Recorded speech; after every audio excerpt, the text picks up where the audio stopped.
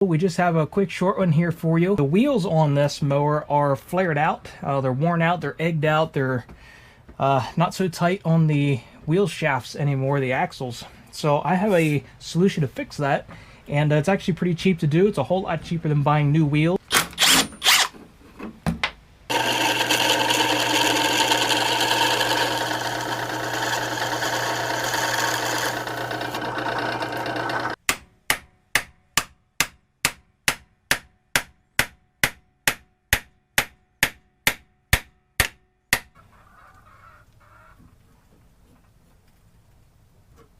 There, look at that.